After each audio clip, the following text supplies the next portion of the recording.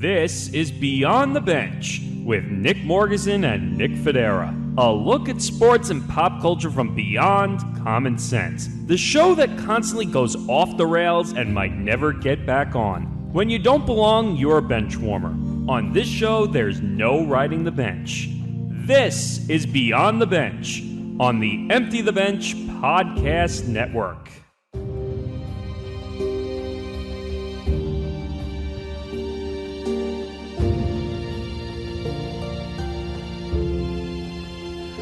Welcome, everybody, to another episode of Beyond the Bench on the Empty the Bench Podcast Network, episode 43. That's Nick Fodera. I'm Nick Morgasen. A lot to get into. It's been a long week. More content being released. Yeah, we have a lot of content being released. We actually do, yeah. So, let's dispense with the pleasantries and let's jump right in. Well, before we go, we got to make sure we tell everybody where we are, just so people know. Follow us on the Empty the Bench Podcast Network at ETB Network. Follow us on Beyond the Bench at Beyond the Bench 1 on Twitter, on Facebook, on Instagram, and also on TikTok. And follow the network on TikTok as well. All right, so Nick, how was your week? We've made it to the end. This was a very eventful week, and just prepping for certain things. Not doomsday, but just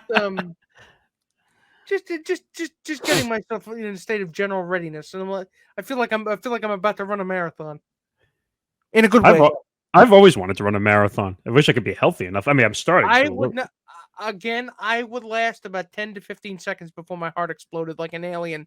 Oh, Jesus! You know that scene in Alien when the alien bursts out of John Hurt's chest? Yes. Picture that, but yeah, my heart is actually leaving my chest. It's saying, I can't take this stress. Fuck this. I'm out of here. Hopefully, people aren't eating while they're watching this. But speaking of, yeah. Well, we'll get to that, but we obviously are going to start. We have quite a few stories. We'll get into the Deshaun Watson mess a little bit. We did it on Empty the Bench, and we did it on a few other platforms, but we'll quickly get into it here. Also, Ariana Grande, more news coming out of the Jeanette McCurdy story and the book, which came out, and it's a really good book, by the way. I'm going to go get it. It looks like a really good book. Fruity Cereal had made a lot of good points about it when they spoke about it. Yeah. Oh, by the way, go check out Fruity Cereal on the Empty the Bench Podcast Network Mondays at 9 a.m. One of our newest shows. It's really good so far. Go check it out. Also, Jonah Hill apparently thinks that promoting movies is bad for his mental health. We'll get into that one. Also, chaos at a Las Vegas airport leads to people running through the security checkpoint. And not for the reason you might think. Also, amongst other things, a lot of food this week. And no, not because we're fat, because there are a lot of interesting food stories this week. It's a Golden Corral, but it's actually worth going to. Golden Corral? I haven't heard that one in a long time. Do you know all the commercials for Golden Corral that used to be on TV? I've never actually been to a Golden Corral. I don't trust buffet places. First of all, buffet places haven't been good since Pizza Hut stopped doing it. Wait, Pizza Hut had a buffet? You're too young to remember. I mean, I heard of it, but I didn't know it was a thing. Yes, Pizza Hut had a buffet. Was it any good? Yep. What was it? What was it? A bunch of pizza they just put out on a buffet? Yeah, and they did pasta and salads and did. So because this is Pizza Hut in the early to mid 90s, and you, of course, were not even 93, not even a twinkle in your daddy's eye. So I was 93, so I was born in 93. So probably breastfeeding. Oh no! A way to make an image right there. Yes, yes. Nick Fodera, everybody. I aim to please, but. Still, all right, let's go. Let's dispense with all the weirdness. Let's jump right into it. All right, so we've been covering this story a lot across the network, so we're not going to spend a whole lot of time on it here, but it's important because it's a public interest story. So let's quickly get this out of the way. The NFL and the NFLPA came to an agreement on the punishment of Deshaun Watson: 11 games, $5 million fine, a bunch of nonsense. Quickly, let's try to spend like 2 to 3 minutes on this because if you want to see the full explanation, go to Empty the Bench and Game On, our two sports shows. So Yeah, we also did a live stream a couple of days ago when this when it broke, and the point that I didn't get a chance to make, that I had actually forgotten to make, was that it seemed a little strange to me that just as recently as a couple of days before it dropped, I mean, Deshaun Watson was all smiles. I mean, his teammates were high fiving him. They were defending him. defending him, doing business as usual. And to see the statement that he had not only agreed to it, but willingly. I mean, the statement that he put out, of course, it could be put out by a PR flack, but it was a little, because let me level with you here, because I thought immediately that he was going to appeal. If they did come back with 11 games, which they did, I thought he was going to immediately appeal. Well, this was agreed upon between the NFL and the NFLPA, so there's no appealing here. This was negotiated. Well, there's no appealing here, but he can sue, can't he? No, because both sides agreed to this, remember? This was a negotiated deal between the NFL and the NFLPA. They said, we're gonna stop it from going into court, which for the best interest of the NFL. Oh, by the way, his name is kind of spelled wrong. Damn it. There we go. We get one misspelling a show, and there it is. It's better off that I notice now and not when we're halfway through the episode. So you were saying? No, I was just saying this was negotiated before it went into court, and the NFL probably was really happy that they didn't have to go to court over this. I didn't realize he was privy to those negotiations because I thought it was. Well, it was done by his side. It was done between his side and the NFL. Oh, so they said, let's make it. I thought it was between the NFL and the NFLPA. Well, both sides did it, but Watson, well, who do you think the NFLPA is representing? Deshaun Watson and his side. Yeah. So yeah, now it occurs to me that that they did. And I to be honest with you, I didn't even think that they'd come to an agreement with the NFLPA. But that's what doesn't make sense here. So if they're acting like that this just randomly happened like a couple of days ago, I guarantee you both sides were having talks for weeks. So what was the point of having Sue L. Robinson spend all this time trying to get this set when you get the I know it was a recommendation. Optics. It was a recommendation. That's all it was. And I'll tell you another thing.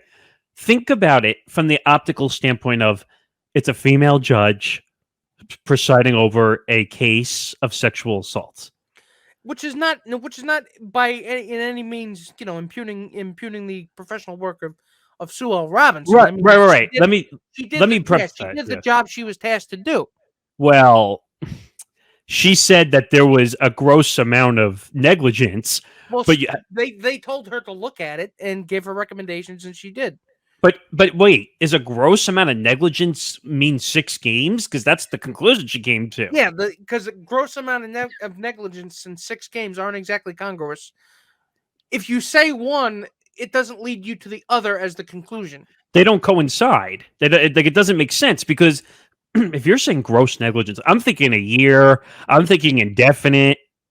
Those are the terms that are coming to my mind, at least. Which is essentially what it is, because apparently his reinstatement is dependent upon him.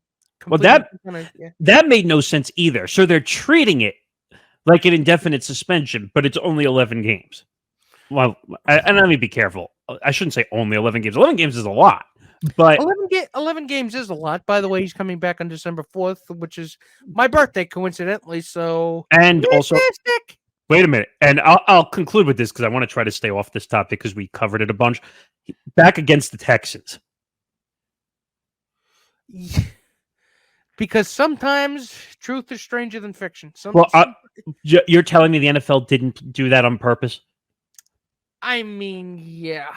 I mean, they're going to negotiate. They're going to finagle this in a way where they look the least bad.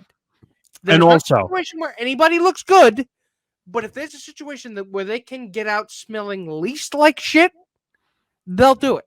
It also worked out in the NFL's favor. I think the reason they made 11 games is because there was an off week in week 9. Yeah. So they purposely did this knowing that Watson was going to come back against the Texans, and I guarantee you they're going to try to flex that game into prime time. So they get to burnish the shield. Deshaun Watson goes wherever the hell he's going to go, and they get to burnish the shield. They get a ratings bonanza when he comes back, and the victims are still suffering, and nobody seems to give a shit about them anymore. So again, we'll leave it at that. That's how it goes. We'll leave it at that. If you want to see our full explanation, go check out the live stream that we did for Empty the Bench Game on our YouTube channel. And also, make sure you go check out Empty the Bench Game on the last episodes where they did a full explanation of it. We went almost a full hour on it. We broke that whole thing down from lawsuit to what he said to his press conference to everything. It really is an entire story arc. So go check it out. But yeah, let's move on to some more interesting matters in the entertainment world, or I don't know what we call entertainment, because you and I don't do BS entertainment stories. And then again, I can entertain myself by farting in a bathtub, so I'm simple. Okay. It's a good thing you didn't say that on Empty the Bench. All right. Moving on. Now, you and I have been talking about this the last couple of episodes.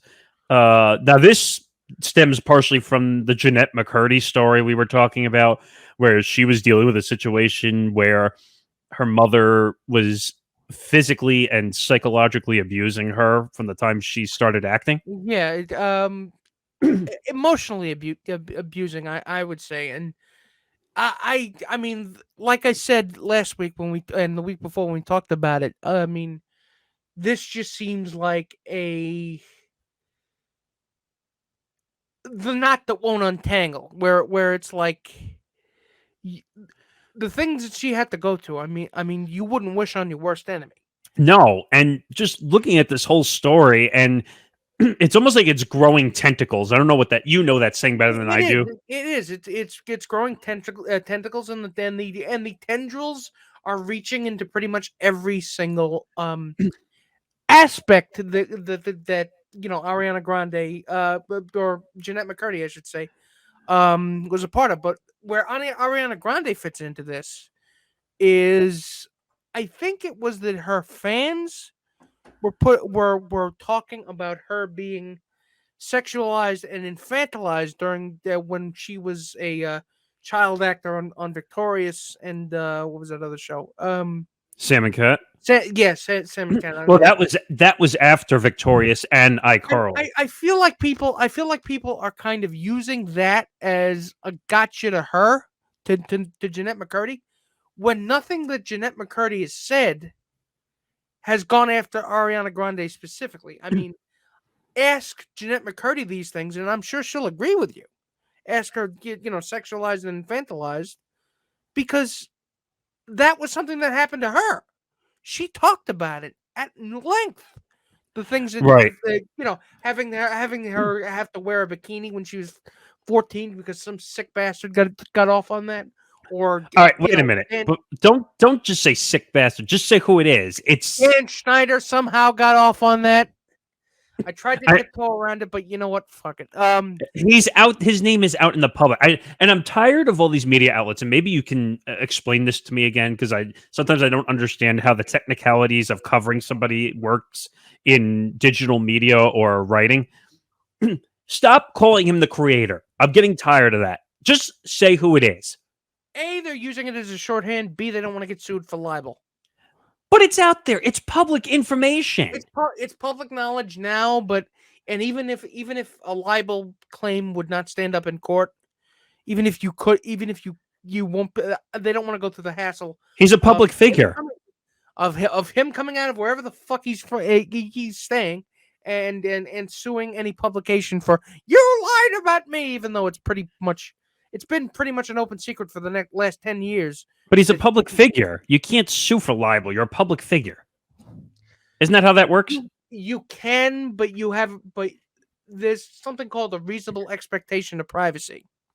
Right, but it's going to be hard to prove that here. The threshold for that reasonable expectation is different for a civilian as it is as a celebrity. But the onus to prove libel is on the person suing, not the publication. But I'm curious though. Will Schneider he would have to then admit, he would have to produce evidence that it is not what was said about him was not true, and he'd have to say it under oath. And He'll I would never do imagine that. that wouldn't work. He'll never do that.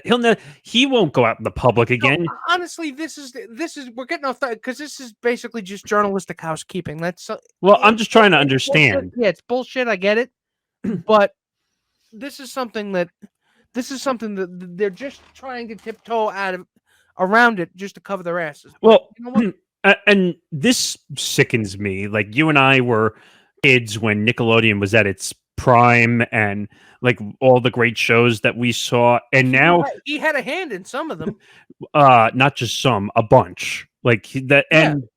and it's making me sick now. Like that I liked Nickelodeon, and now I don't even want anything to do with Nickelodeon anymore. No, I haven't for a long time. But No, but I'm saying is like all the classic shows you watch from back in the day. They still have a channel on TV where they show like Kenan and Kel and all that. And Kenan and I think Dan Schneider was just a producer on that, if I'm not mistaken. no, because Dan Snyder did all that, and then the spin-off shows happen.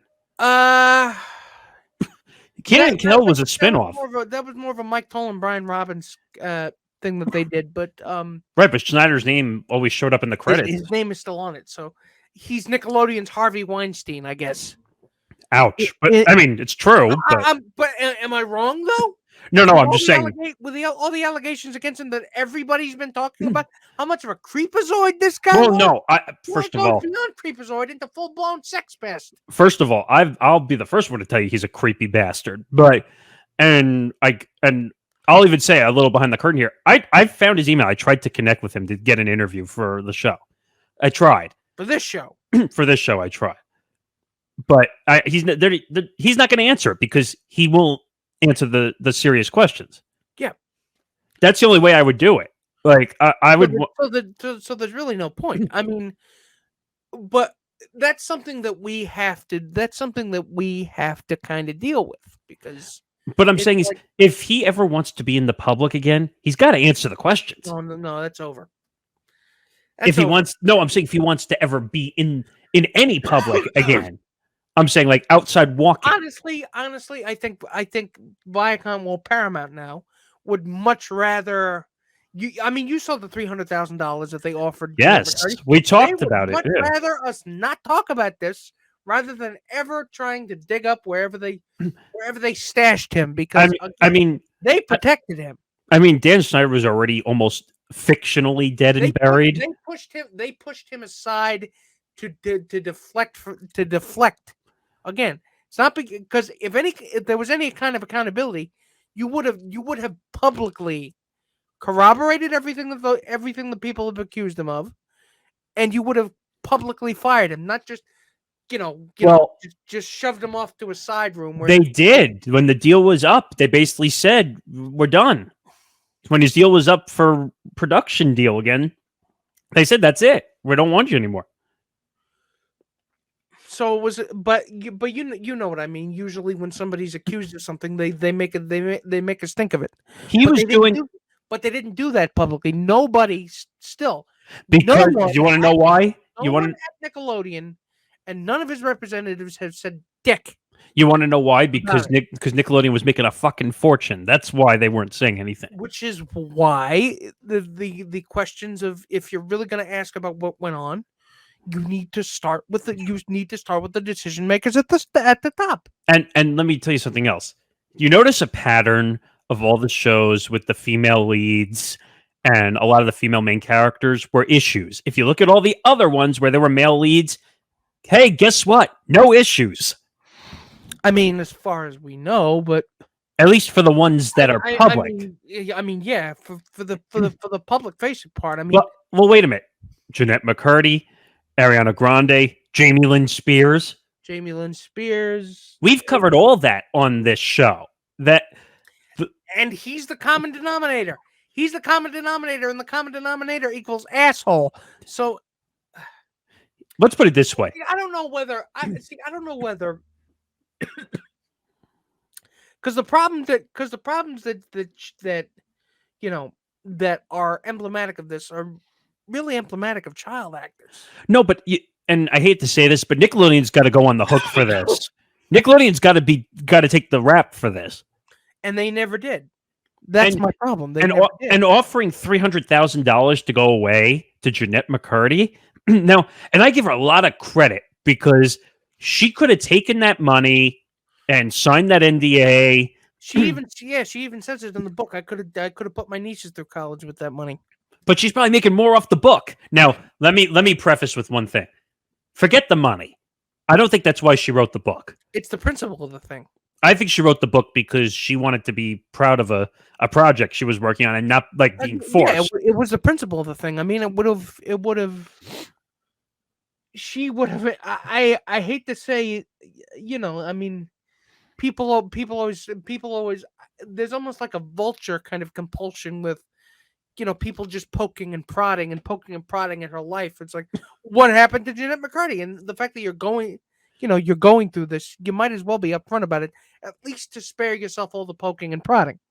And that's what's so crazy about this. I mean, like I said, like when my niece and nephew are older, I'm not going to let them watch Nickelodeon.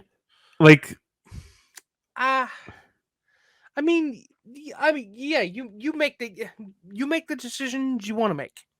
I just because it makes me sick. Like what we're finding out. Like, I know, I know it does, and it's just and because we were kids in the 90s. Yeah, because we didn't know any better, and you know what it is? It's really that nothing was safe from the culture of, I hate to say toxic masculinity because it's more than that, but zero accountability on the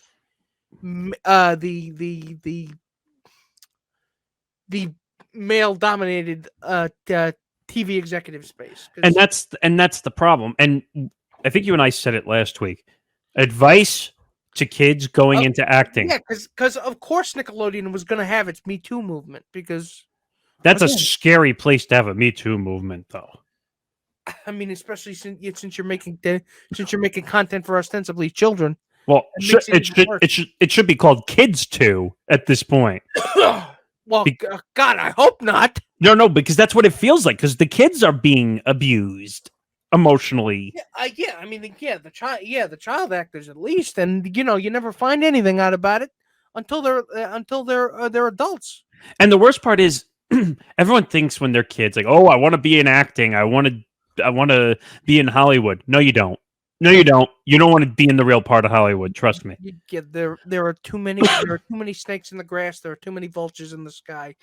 Everybody is going to be looking to have a piece of you, and everybody's going to be looking to exploit you as a valuable resource and just suck all the life out of you. All for money. Money. That's all they want. They don't care if you're happy. They don't care if you're healthy. They don't care if you have a family life. They don't care.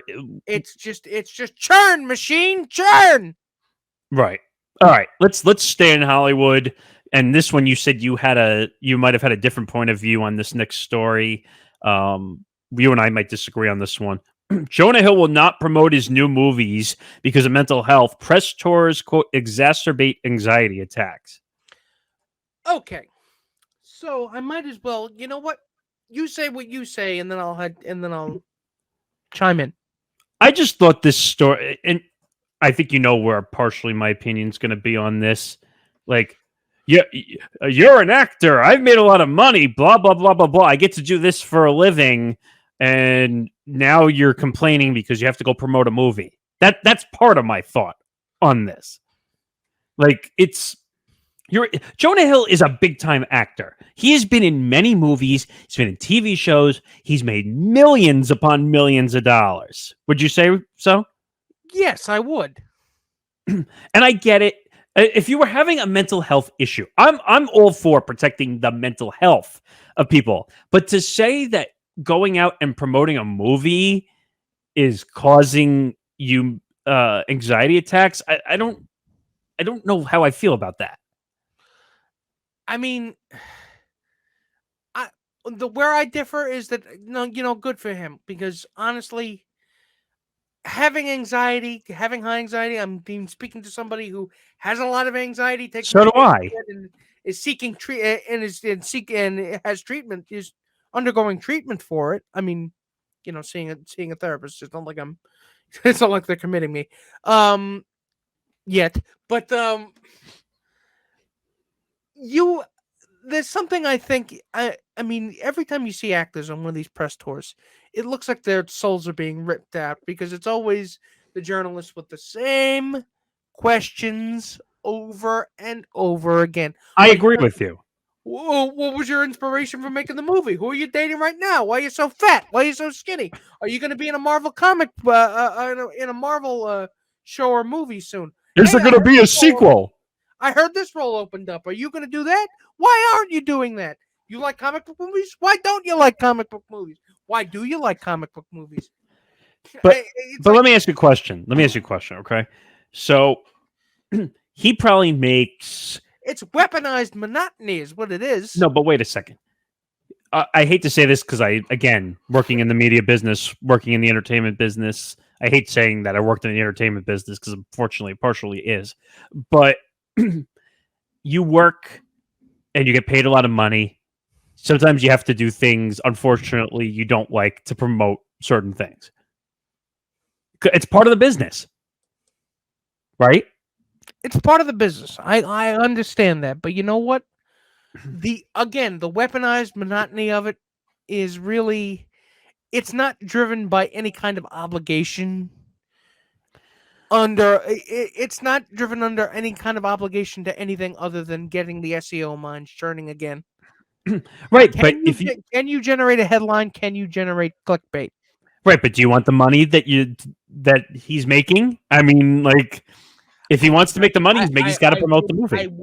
I would not say no to the money he's making, but you know what? Sometimes money don't fix those kinds of problems. No, and I'm not saying and it's kind of bougie of me to say, oh, poor little rich guy. It's like it's not that. I mean, just all I'm saying is I have sympathy because I know what that feels like. And I'm looking at some of the quotes in the article. So Jonah Hill has released an open letter in which he announced that he will no longer promote his own movies for the foreseeable future in order to continue working on his mental health. He's got a few projects. Hill's upcoming projects include a new documentary he directed titled Stutz and Netflix's comedy movie You People, which he co-wrote. And it says Hill stars in the Netflix film opposite Eddie Murphy, Julia Louis-Dreyfus, amongst others. Which, by the way, Eddie Murphy coming back out of the woodworks again. And then he goes on to say, through this journey of self-discovery within the film, I have come to the understanding that I've spent nearly 20 years experiencing anxiety attacks, which are exacerbated by media appearances and public-facing events. Well, I hate to say this, though, you're an actor. And a big-time actor, popular actor. Again, but he's not talking about the rank and file. He's focusing, it really seems like he's focusing on the part of his job that he signed up for, which is act in front of a camera. Right, but how do you get the movie to more eyeballs so that you make more money? I'm not disagreeing. Let me preface that. I'm not disagreeing. Everyone's mental health is important. But he's complaining about having to go promote when that's like the least of the concerns. You did the hard part, acting and putting the movie together.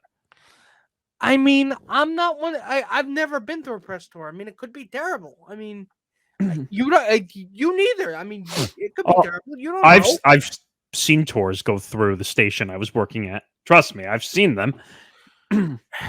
It's not fun. Hey, America's mayor was constantly doing press tours. Yeah, red carpet stuff and talk about it. Oh, and he was in Georgia, first of all. That's a story for another day. But bottom line though, that's how I feel about it. I mean, like I said, mental health is important. I'm not putting that down by any way, shape, or form. But if he had just said, hey, like, I need a break from acting, or I need to take a little step back, I was like, fine. Everyone needs a little step back every once in a while. You know what I mean? Like, But when you have, I think people are, but you're doing it right now. I mean, I think people are going to be. There are some people who are going to be reacting. There are a lot of people that are going to be reacting like you are, and there's going to be a lot of people reacting the way I am. So that, in and of itself, do you not see how the SEO grind works? no, trust me. I know how media We're interviews part work. of it, kinda. I We're well, talking about it. right, but we're talking about it from a standpoint of making an understanding of it, not like trying to make a mockery out of it, like most media companies do. Yeah.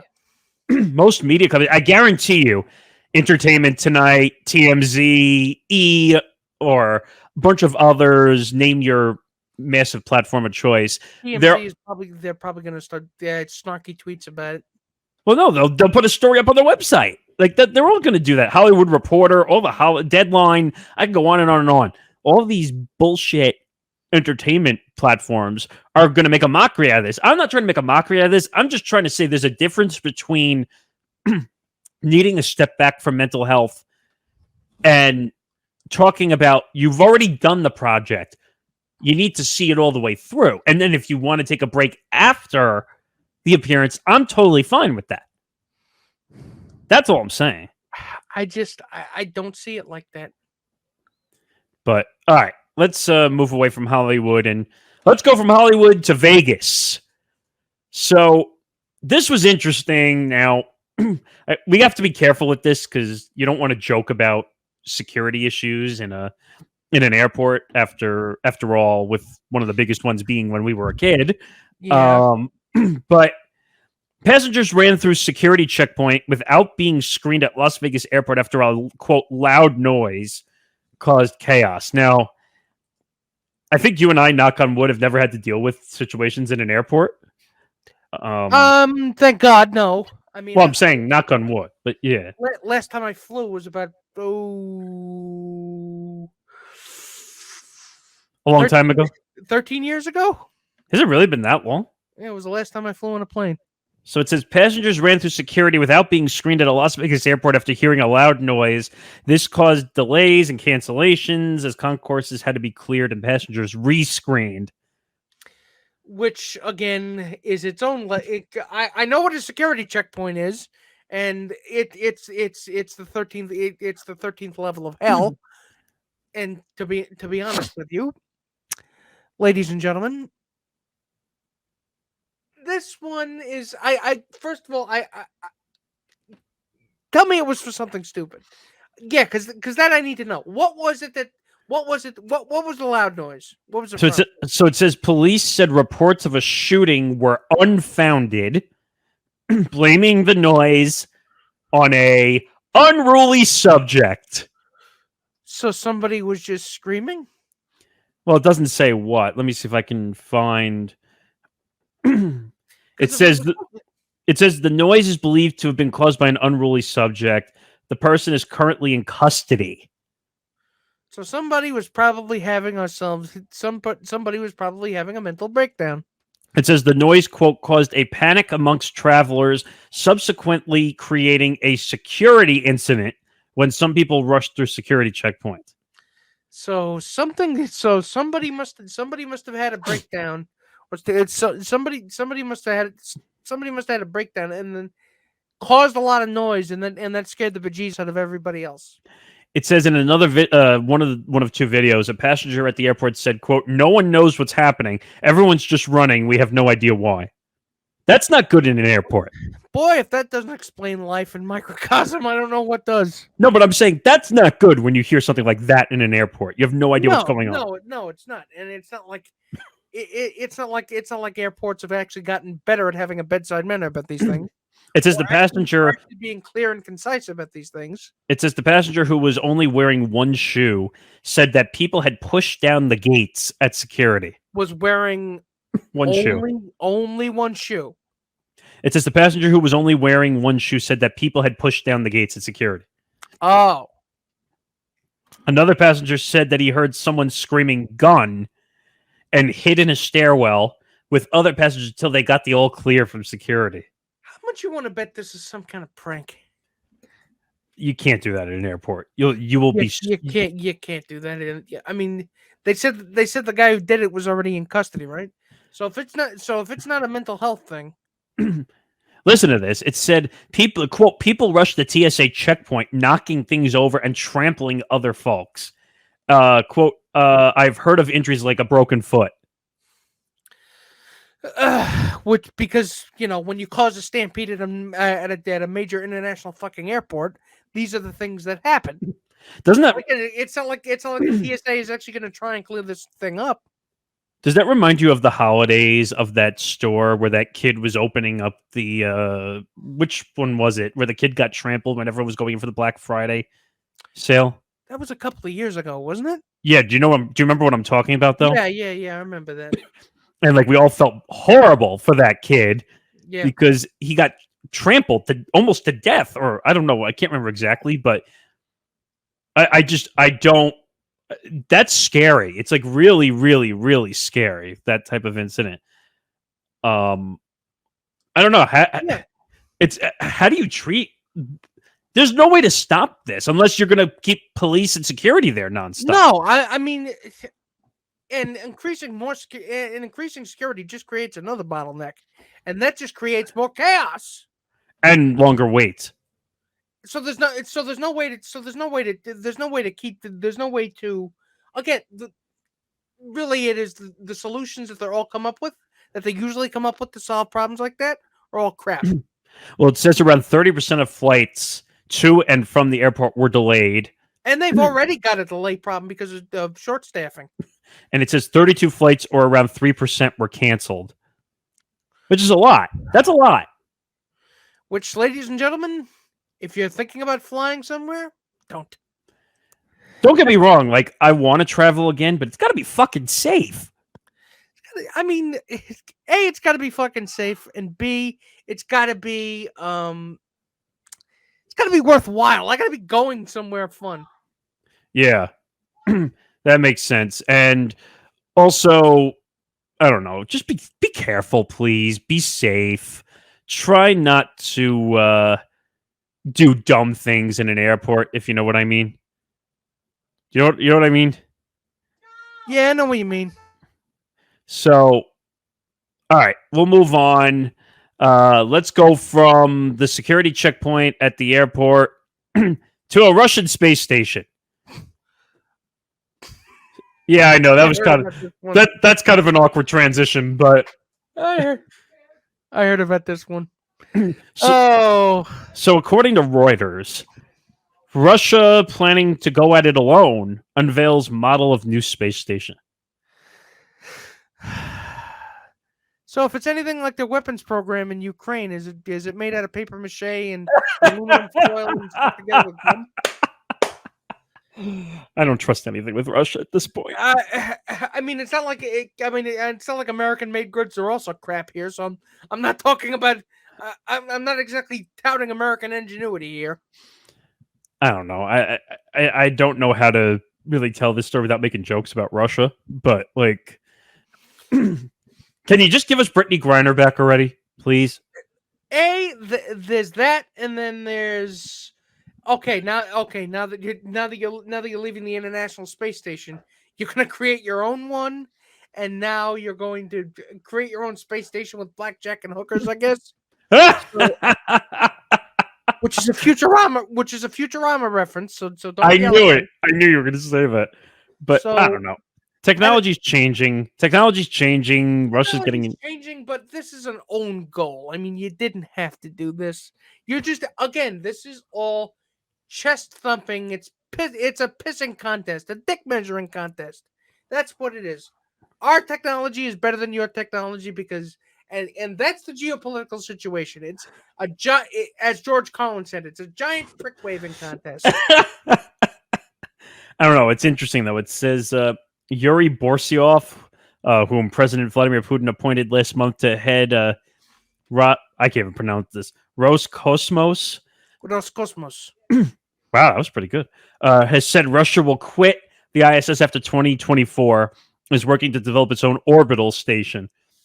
Launched in 1998, the ISS has been continually occupied since November of 2000 under a U.S.-Russian-led partnership, which includes Canada, Japan, and 11 European countries. NASA, which is keen to keep the ISS operating until 2030. Ladies and gentlemen, this is just stupid. This is just stupid, stupid, stupid. I know space travel is something that we really should aspire to do more of, because God forbid everybody wants to have a vacation on the moon, right? Wouldn't you like to have that? I don't know about going to the moon, but I mean, if I could do it safely and then make it back, yeah, obviously. If you could go, all right, then I'll ask this question: if you could go to the moon in the time it takes to travel from here to Florida, would you do it? If I could come back alive, yeah. If I had a 1,000,000% guarantee I was alive and I could come back, yes. If you could fly to the moon as easy as you could fly anywhere else, like United Intergalactic. But I remember a story quite like 7-8 years ago. I did it when I had my show at Nestle Community College here on Long Island. There was a story about traveling to Mars on a one-way trip, like as an experiment. And like, I'm not even kidding. I'm not making this up. Like they were asking people, like, we'll send you to Mars, because they were trying to create a community on Mars. Like, because remember they said there was supposedly like water and there's life on Mars. Yeah, but that's the plot of Interstellar. Why would anybody want to do that? They were saying people who just wanted, you could take the one-way trip to Mars and you would live there, but you couldn't come back. I mean, that's not so much of a creative space flight as it is a creative way to die dressed up as space flight. Yeah, I mean, I don't know. Space is like above our pay grade, kind of like. Yeah. But all right, let's. Speaking of out of space, this next story in the football world, JJ Watt feels like a wimp after bathroom drama at home. Now, you're probably wondering what shit did JJ Watt get into, right? Yeah. So this video went like viral on Twitter when he posted it. He found, and let me make sure I get it right. He had an unwanted guest in his bathroom. He found let me make sure I get this right. I think it was a rattlesnake. Yeah, I heard about that. He found a rattlesnake in his toilet, which, I mean, it's the rattlesnake's toilet now. I mean, if it was if I was living there, I mean, God forbid I'd move out. I hope he wasn't sitting on it when he found it. He'd be up Schitt's Creek without a paddle. Among other places. But listen to this. Why are your balls the size of grapefruits, JJ? I know. So it says the 6'5", 288-pounder did the wise thing, calling an expert to handle the serpents. See, this is where does JJ Watt? Does it say where does he actually still live in Texas? Arizona. And this is why you don't live in Arizona. You don't know what the hell you're going to find out in Arizona.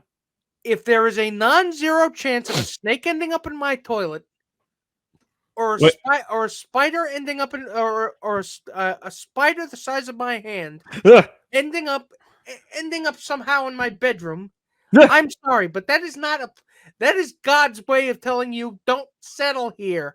Wait a minute, wouldn't that be a tarantula? Yeah. Oh, okay. By the way, they tend to wander. So JJ Watt thought it was a baby rattlesnake. An expert arrived, took one look, picked up the snake, and told Watt it wasn't a baby rattlesnake. It was a long-nosed snake. And it got into his house through the plumbing? The expert says it was harmless and non-venomous. Okay, so it's just looking for a dip in the hot tub. It was in the toilet. The cold tub. I mean, that's how the story ends. They don't have anything else after that. Come on, that's a cliffhanger. I want to hear the end of the story. You know what the ending of that story should have been? So he moved his family and all of his belongings out of that house, and he torched it to the fucking ground. Oh, Jesus. And then he torched the house and lived happily ever after. Oh, God. All I can say is I don't know if I'd be able to ever go back in the room where that snake was. Just saying. I'd have a phobia of toilets, which is not something. Which is not. Which is not something you want to have a phobia of. Well, can we get like toilet in a briefcase and just carry it around? What would that be called? Flushophobia. Wait, can we look that up and see if there's a fear of toilets? I'm looking that up now. Fear of toilets. We're so like, oh wait, there is. Oh my god, wait, what? It's called paruesis. The fear of public toilets without any medical cause. So, ladies and gentlemen, you have your answer. See, you learn things on Beyond the Bench. We're educational and informative. That's ridiculous that they have a fear of public toilets or toilets. That's bad. Oh God! All right. Now, I know this is going to be the weirdest transition because we're going from toilets to food. So here we go. Now, this was fun. I had to pull this story because this one was amazing. Mattel sues snack company over Nicki Minaj chips called Barbie-Que. Now, if I don't know how well you know Nicki Minaj, but she's a rapper. I know who she is, but she's a big name. Like she's one of the biggest followers on Twitter. She has hundreds of millions of followers on Twitter. She's been on hits with Ariana Grande and Jessie J and a bunch of other people. Now, her brand, like I think the name of her fans are Barbs, is what they call them. I don't know why, and I don't want to know why. But she has like the Barbie persona, like that. How she's like Miley Cyrus. She dresses up in all the weird outfits and the colored hair and all that stuff. So I was like, all right. So then I said, Mattel is taking a snack company to court over Nicki Minaj themed chip that shares So she created a potato chip called Barbie-Que chips. Well, Barbie-Que. I don't know if it's her or if it was maybe she was working with a company. So it says legal docs. Excuse me. Legal documents obtained by TMZ show Mattel filed a lawsuit in LA federal court against snack brand Rap Snacks. Oh God, that's a terrible. Oh yeah, I've heard of Rap Snacks. Claiming they quote. I live in New York. They're in a lot of bodegas. Oh, are they? I didn't know that. Mm-hmm. So it says they're claiming they, quote, made the deliberate and calculated choice to launch a new product line using Mattel's famous Barbie trademark. So first of all, that's a joke they stole from SpongeBob. So if anybody, Nickelodeon should be suing them because it's Barbie-Que's homemade peas in a can pie. Pecan pie. So why not just do that? And it says Nicki's not being sued. Well, are they pink? Well, you know what barbecue chips are. They're orange. But so why? So again, if it's not this, it's branding. I don't think it would hold up in court because you're not using the Barbie logo. You're not using something that is clearly evocative of Barbie. Nick, if you look at the picture, look at the picture. Look at the picture in the TMZ story that I sent you in the story list. Okay, so now I look like an idiot. It looks like a Barbie. So, I mean, at a certain point, they're probably going to have to change it. Oh, it's not. It's actually her. No, this must be a branding deal that she had with... It has to be, but you know what? You're not going to win against corporate lawyers, because corporate lawyers are probably the biggest piranhas in the thing. Here it is. Nicki's known for calling herself a Barbie in her music, and I was right. Her fan base is known as the Barbs. So, therefore, her chips have that name. But you know what? You're not going to... It's not fair, but you're not going to beat the corporate lawyers. So it says Mattel's claiming they were approached by the snack company prior to releasing their latest flavor and then tried to reach out to them to come to an agreement. However, they say Rap Snacks, quote, refused to cease use of the Barbie trademark and issued no corrective advertising, thereby forcing Mattel to bring this lawsuit as a last resort to protect its rights and prevent further consumer confusion. So it's basically, we don't like you, and you're stealing our IP. We want our money. And like I said, you're not gonna beat them. You're not gonna beat public lawyers. You're gonna try your damnedest, but you know what? They're probably gonna tie your asses up in court a lot. And it says the company's seeking to stop the company from using its trademark as well as damages. Oh God. This is going to end poorly, isn't it? Yeah, it is. Yeah, it is. All right, let's get through a few more stories. We'll try to do these quickly. More food. Nick's favorite place, Taco Bell. You make one Taco Bell joke and it follows you for your entire life. But wait. So Taco Bell customer holds up drive-thru after ordering $300 worth of tacos, quote, ordered one of everything. Meanwhile, it's about $300 worth of food and probably like 18 unique ingredients. You know what it's the same thing, just 300 different ways. You know what the sad part is? Like, you probably could get like 10 of everything for that price. I thought it was going to cost significantly more, to be honest with you. Don't ask me why I've had this thought, but I've often thought, what if somebody was crazy enough to go up through a drive-thru menu and say, give me one of everything? There's only one way I can think of that, and I think you and I are thinking the same thing. That would do this type of thing. Rich people. Well, no. You mentioned a name before. Oh, yeah. Mr. Beast would probably do this stuff. Which, by the way, I like Mr. Beast's videos. Well, but again, it's not even necessarily. This has to be some kind of YouTube stunt. Has to be some kind of YouTube stunt. Let's look at the story. So a woman blasted a Taco Bell customer for ordering nearly, quote, $300 worth of tacos and holding up the drive-thru line. The incident took place at a Taco Bell drive-thru at 11:30 p.m. See, my brother and other people made a joke about this. We're like, the reason you go to Taco Bell at 11:30 is because why? You are drunk off your ass. Exactly. But I'm not saying that's what this story is. I feel bad for the staff that had to put everything together. Well, I mean, they should be legally allowed to hit him with a brick at this point. So it says TikToker at Emily claimed that she waited 40 minutes in line along with dozens of other drivers because the customer ahead of them placed a massive order. I mean, I do need to ask. Yeah. If it is a YouTube or a TikTok thing. No. She was waiting behind the customer. No. Let me finish. Okay. If it is a YouTube or TikTok thing, if it does turn out to be that, is the content worth the diarrhea? No. Oh. Ugh. Because you've got content, but you've also got diarrhea, so. Ew. Oh, where is it when you need it? I can't find it. I'm so grossed out right now.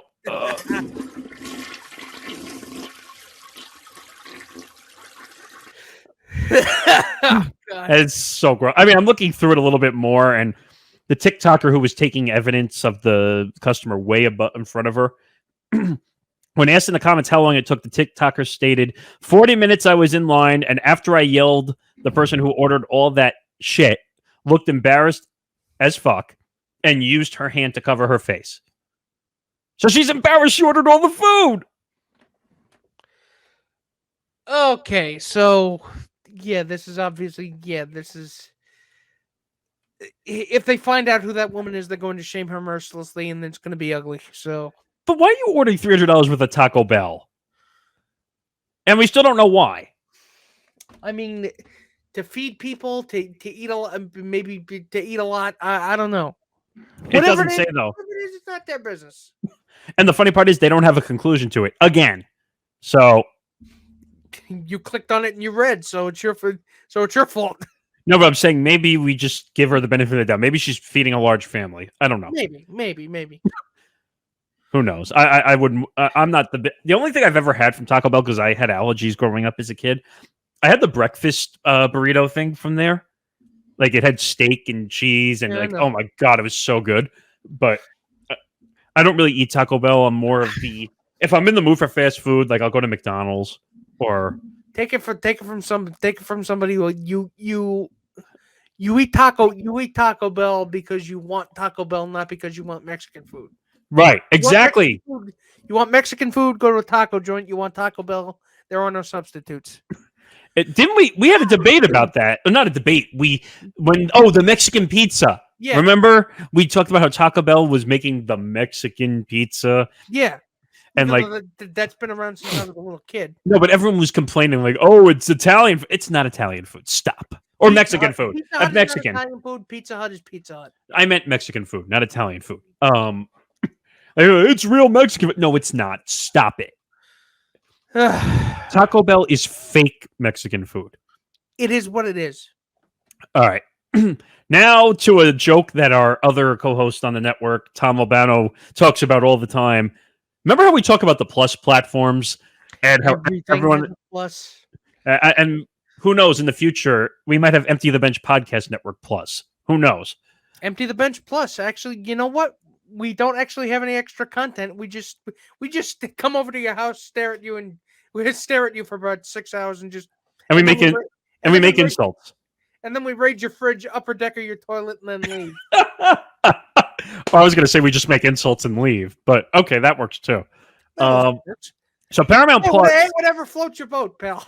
Right. So Paramount Plus strikes a deal with Walmart to add the streamer to retail chain subscription service. So now as one of the morons who actually got suckered into paying for Paramount Plus, you're not going to get more subscribers to Paramount Plus for that. There are a lot of people who have the Walmart subscription service because Walmart is usually in rural neighborhoods. It's the only game in town. So how about people go to Walmart for food?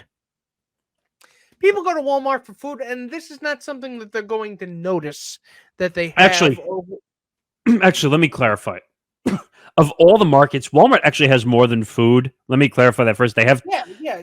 Like I said, in rural areas, it's a one-stop shop.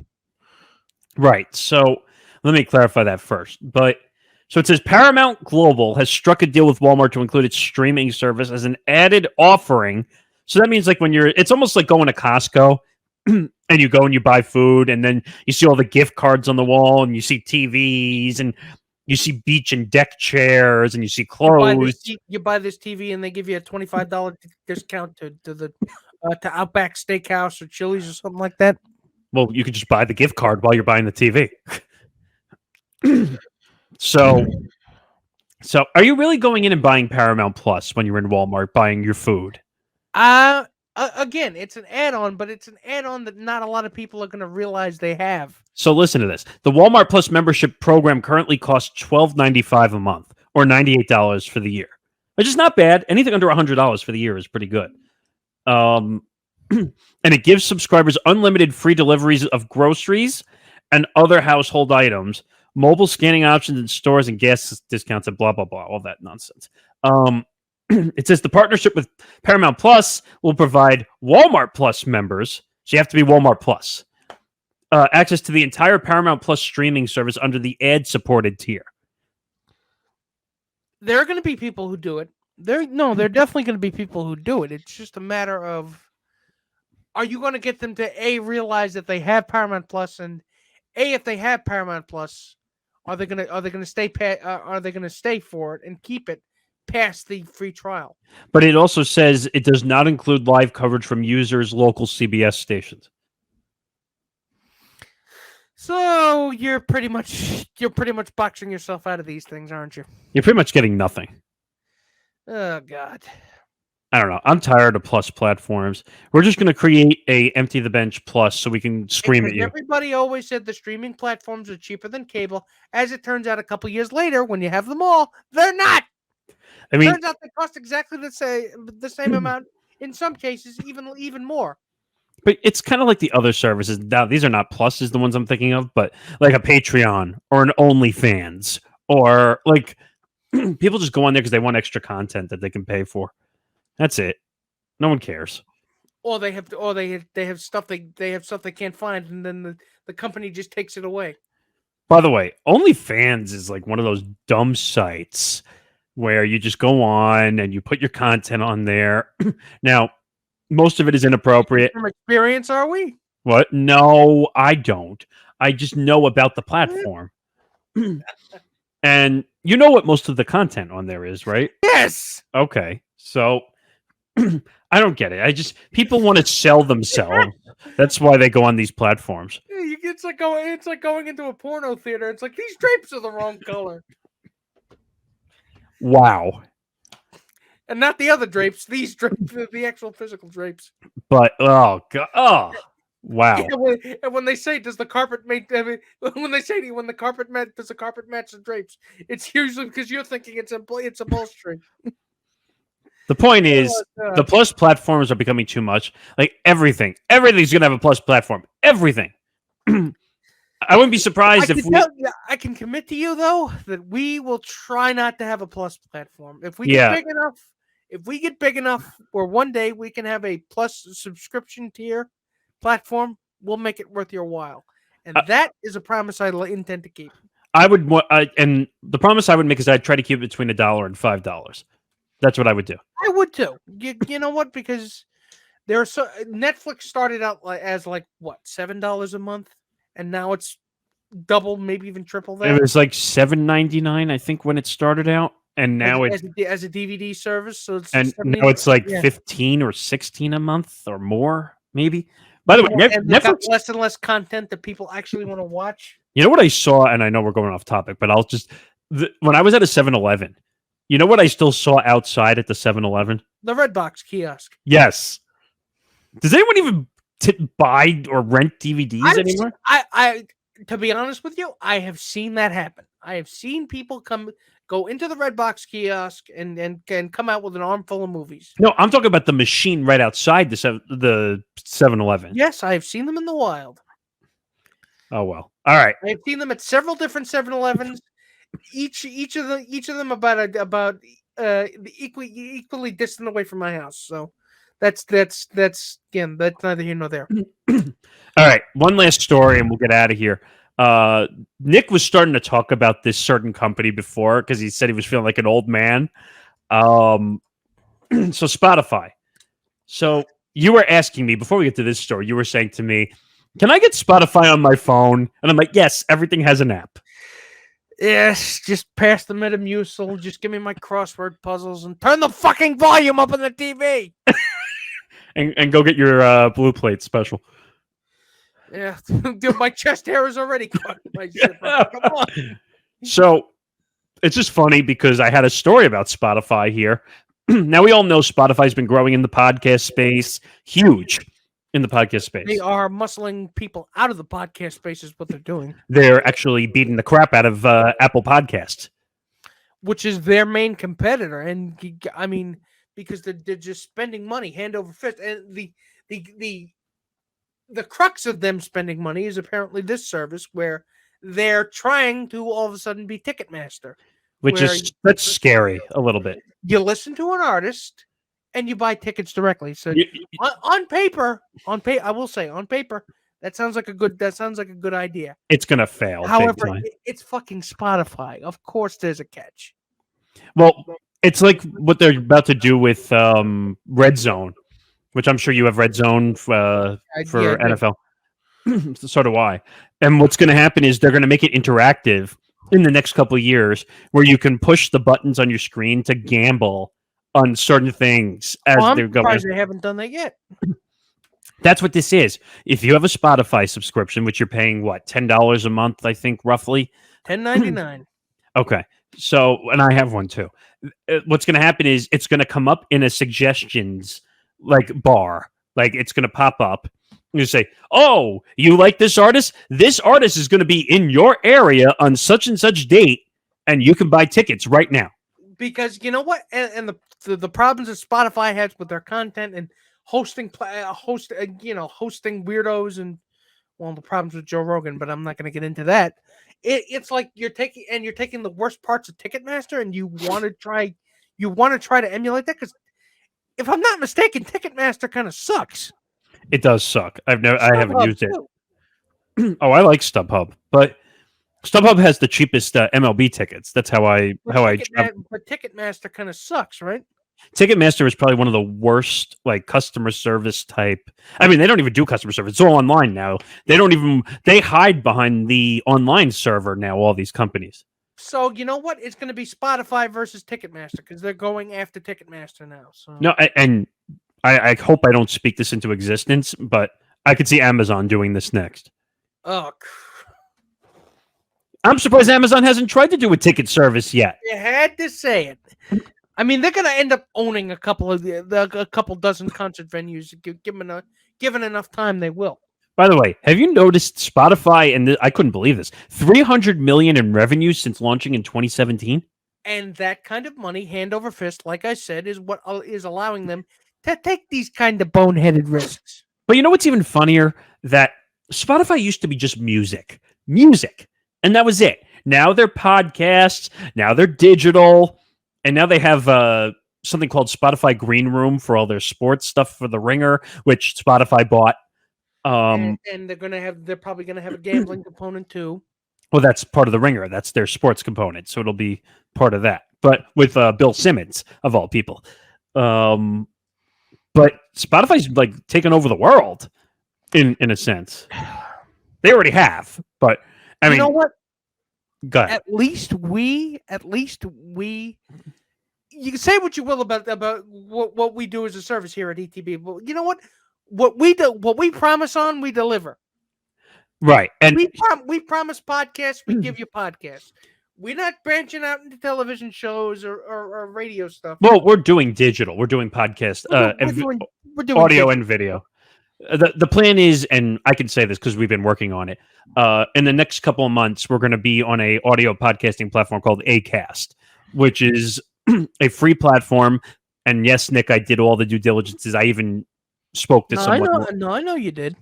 I spoke to someone live, and I couldn't believe it because what do they say about free? A lot of times, it's never free. Well, it's too good to be true. So I went and I asked a lot of questions.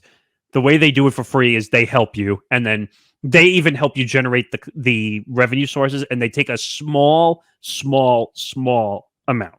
So we're branching out, but you know what the thing is? Get good at one thing before you start branching out into other things. Well, we're just trying to expand the reach. I'm not even talking about us anymore. I'm talking about Spotify. Well, and eventually, I think our podcast is going to be all our podcasts are going to be on Spotify at one point. That's the goal. Oh shit, you're right. I shouldn't be bad mouthing them. Oh crap! Oh. No. Listen, we're not working directly with them. It's part of having us on all the podcasting platforms. That's it.